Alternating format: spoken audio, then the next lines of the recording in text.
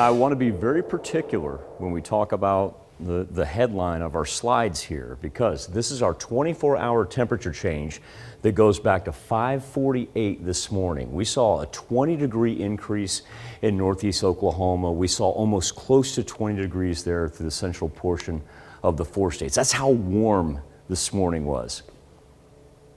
And then Mother Nature decided, oh wait, yeah, that's right, it's February. Here's where we sit right now, 34 in Lamar, 39 in Oswego. Let's roll 38 in Neosho. And the big factor was throughout the course of the morning, the wind shifted around on us instead of coming in from the south. And yesterday was windy, granted, but now coming in from the northwest, 43-mile-an-hour gust in Chanute, close to 40 there in Independence, Nevada, Joplin, and Grove at 34 miles an hour. So we started off, we talked about that 24-hour temperature change this morning where we saw a 20-degree increase.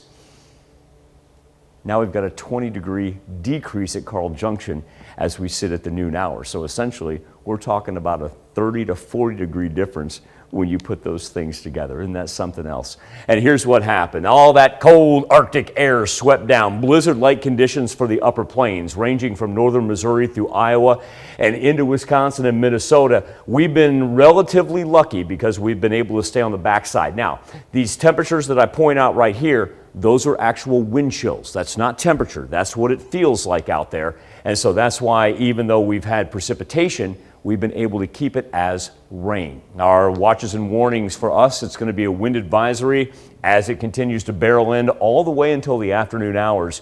We also had a report of a semi that was blown over, not for our counties, but here, Highway 42 runs just to the southwest of Wichita. The winds actually blew the semi to the side of the road and blocked traffic. While we're talking about watches and warnings, wanted to call into context what we're looking at in Tampa, Florida. We talked about a freeze watch that they had yesterday. Well, they're a balmy 64 right now. And while the radar doesn't show anything, that's going to change by the time we get to Super Bowl Sunday. As far as what we're seeing here in the 4 states, we've been lucky. Our rain has been relatively light. No storm reports, little wintry mix, but it hasn't affected either of our massive highways and transportation as you head up to the north. Still going to be windy throughout the afternoon. We're going to stabilize here in the next several hours, kind of roll high 30s, low 40s. But then overnight, we continue to dip back down because that wind chill is certainly going to feel like it's in the teens as we wake up for Friday morning. Now, Friday is going to have a good dose of sunshine to it. As a matter of fact, we'll make it up into the high 40s, maybe even throw a 50 in there every now and then. But then once again, overnight, we continue to drop down. And then on Saturday, we start with rain there in the morning, and we got a chance to flip that over into some snow.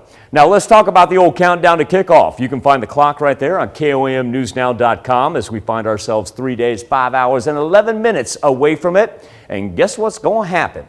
Here we are, Sunday morning. That's rain down there in Tampa, Florida. And as it progresses through, while it wants to dip off to the south, the closer we get to kickoff, yeah, there's still a good chance that rain persists along the Bay Area right there as it moves out of the Gulf of Mexico.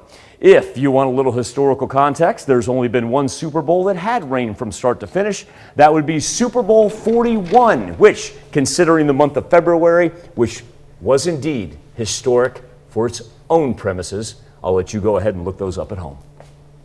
Ooh, all right, some homework. I like it. All right, thanks, Michael.